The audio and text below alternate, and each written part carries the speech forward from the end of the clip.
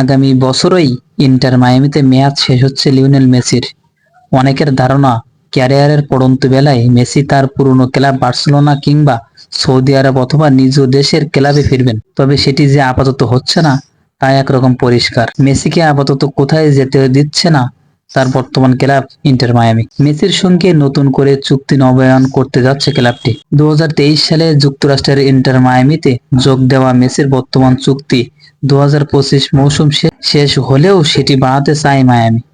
নতুন করে আরো 1 বছরের জন্য মেসিকে ধরে রাখতে চায় ক্লাবটি, যা নিয়ে এখন দর কষাকষি হচ্ছে বলেও জানিয়েছে স্প্যানিশ সংবাদ মাধ্যম এএস। দুই পক্ষ রাজি থাকলে 2026 সালের ডিসেম্বর পর্যন্ত মেসিকে দেখা যাবে মায়ামিতে। এখন পর্যন্ত চুক্তি পাকা না হলেও যে কোনো মুহূর্তেই আনুষ্ঠানিক ঘোষণা আসতে পারে বলে মনে করছে এএস।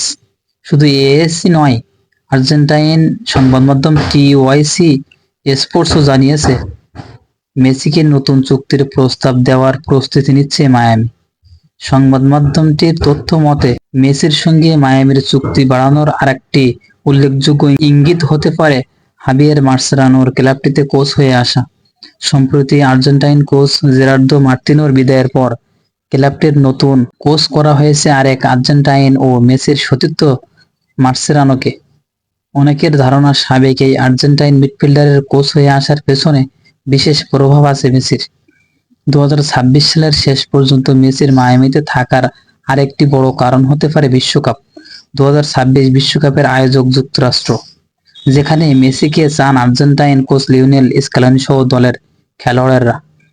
তাই তার আগে যুক্তরাষ্ট্রে পাকাপোক্তভাবে মানিয়ে নিতে চান মেসি, যেন বিশ্বকাপের ম্যাচগুলো তখন হোম ভেন্যুর মতো মনে হয় তার।